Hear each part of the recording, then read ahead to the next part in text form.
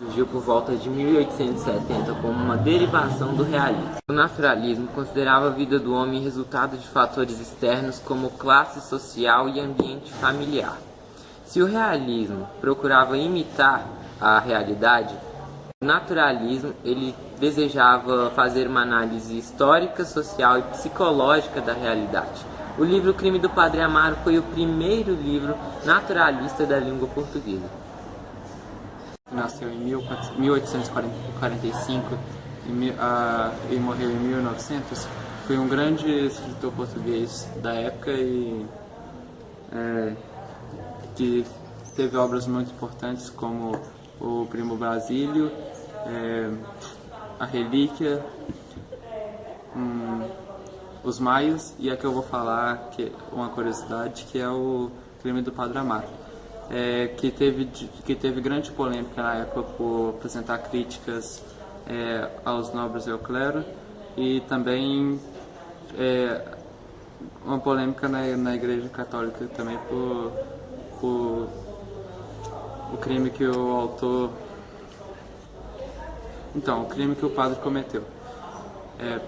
Da narrativa são a Amélia, que é uma moça de 22 anos, o João Eduardo, que é um homem que gosta dela e que escreve para o jornal, e o Amaro, que é um padre, só que ele recentemente se formou no seminário. Também a Joaneira, que é a mulher que vai alugar a casa para o Padre Amaro, já que ele está vindo de outra cidade, e também o Cônego Dias, que é o coadjutor da Sé. Contando que o Padre José Miguel tinha morrido, e então o Cônego Dias, que era o coadjutor da Sé, ia trazer um novo padre para a cidade. O padre que ele chama é o Amaro. Ele ia ficar na casa da Joaneira, só que primeiramente ele vai rejeitar essa ideia porque a Joaneira ela era viúva e tinha uma filha nova, então as pessoas poderiam acabar falando mal. Mas o coadjutor, o Cônego Dias, ele acaba rejeitando essa ideia, e então o Amaro acaba aceitando. Quando o Amaro chega na cidade, eles fazem um serão, que é uma festa para Amaro, recebendo ele na casa da Joaneira, e logo depois, mais à noite, o Amaro ouvia a Amélia se despindo em seu quarto. Então o livro entra num flashback contando sobre a vida de Amaro, que é quando ele tinha 6 anos, ele perdeu a sua mãe, 1 ano antes ele já tinha perdido seu pai. Então ele morava com a Marquesa de Alegros, que era uma mulher muito religiosa, e acaba colocando ele na vida religiosa desde cedo, querendo que ele se tornasse um padre. Quando ela morre, ela deixa um testamento para que o Amaro se tornasse um padre. Quem cuida dessa missão de colocar o Amaro na vida eclesiástica é o padre Lisette. Quando o Amaro vai se tornar um padre, ele vai para a casa dos seus tios, e esses seus tios, na casa dos seus tios, ele não encontra o mesmo carinho que ele encontrava na casa da Marquesa, porque lá ele só vivia entre a saia das criadas, ou seja, ele tinha um carinho só de mulheres, e agora os seus tios eram mais agressivos, tanto que no livro traz o Amaro até como uma figura afeminada nessa parte. E logo depois tem uma festa na casa da Joaneira, que é para receber o Amaro, e depois da festa terminar, já o Amaro está no seu quarto, ele sente sede e vai até a cozinha então pegar um copo d'água. Nessa parte do livro ele acaba vendo a Amélia se despindo, e no livro outra característica do realismo naturalismo, que é uma parte bem detalhada, fala sobre os seios de Amélia, e depois o livro traz um flashback contando a história da vida de Amélia. E depois já volta para a parte do livro no tempo presente, que é quando o Amaro já está se acostumando a viver na casa da Joaneira, com as suas roupas todas muito bem limpas, todo o seu conforto, e de todo esse conforto que ele tinha na casa da Joaneira. Aí um dia, quando ele volta para casa, ele acaba encontrando Cônego Dias no momento de intimidade com a Joaneira, que é quando eles estavam vestindo a roupa, e despertam um certo interesse pelas mulheres nele, que é quando ele tá voltando, ele tá indo a um sítio com a Amélia, ele acaba agarrando ela e beijando seu pescoço. Acaba ficando um pouco assustada nesse momento e ela foge, só que depois ela gosta da ideia de saber que o padre gosta dela. E já o Amaro, ele decide então mudar de cidade por causa do que aconteceu. Sim. Então, logo há uma despedida de Amaro, ele acaba se mudando e um certo dia ele acaba se encontrando de novo com a Joaneira e com a Amélia, e esse encontro faz com que o Amaro volte novamente a não se sentir tão vergonhoso depois daquele momento que ele teve de intimidade com a Amélia. E por causa disso ele acaba voltando para a cidade, e aí o Amaro e a Amélia começam a ter alguns encontros que eram secretos, ninguém encontra, inclusive quando a Amélia vai no confessionário da igreja, ela acaba passando tanto tempo lá que algumas pessoas até começam a desconfiar de alguma coisa.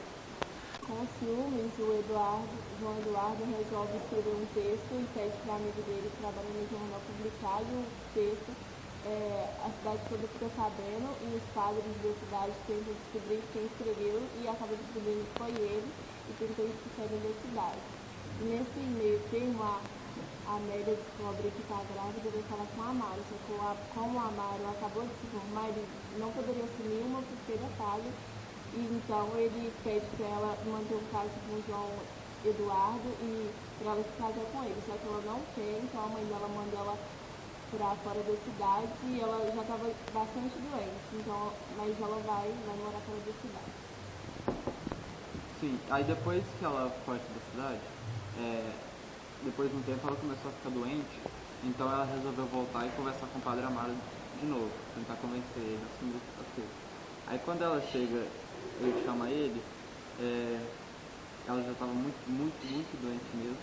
Aí ela entrega o bebê pro padre e fala que ela não está com condições mais de cuidar da criança, que ele podia cuidar.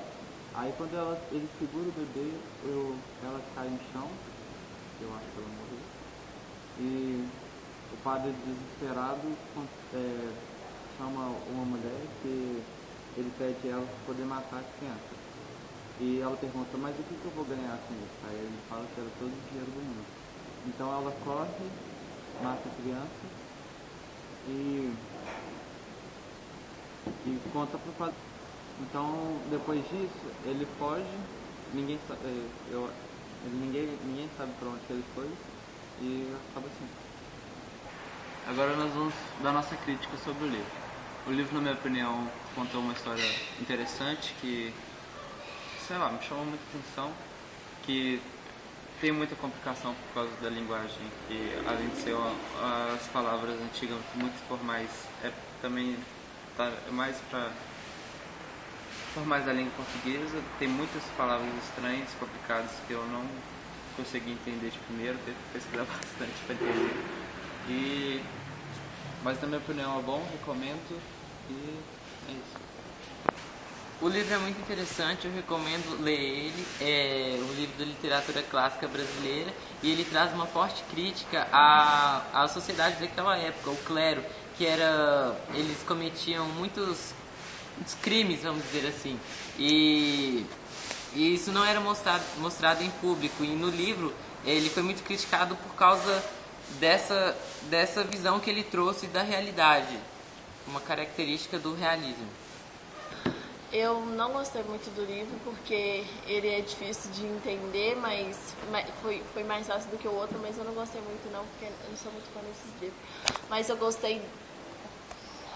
Mas a história em si eu gostei porque ela foi muito forte para essa época também, porque a gente não vê padre traindo. Padre não fica traindo, então acho que trouxe muito reconhecimento para o autor e pela história. O livro que a gente está apresentando é sobre o crime do Padre Amaro, como foi dito antes. O livro, eu li ele, eu recomendo vocês a lerem. O livro conta de uma história muito interessante sobre o padre que se envolveu com a Amélia, que é uma jovem de 23 anos, se não me engano. Tipo, é uma leitura muito difícil, isso todo mundo sabe, né? Porque o livro de Ace de Queiroz é uma leitura diferente da atual, mas eu recomendo vocês a lerem, porque o livro é muito bom mesmo. E a história é muito, assim, realista, sabe? Tipo, você olha assim, nossa, será que isso pode ter acontecido mesmo na vida real? Você pensa. Bem, eu recomendo vocês a lerem o livro, porque o livro conta de uma história interessante de um padre que engravida uma menina jovem. Coisa que a gente não tá normal.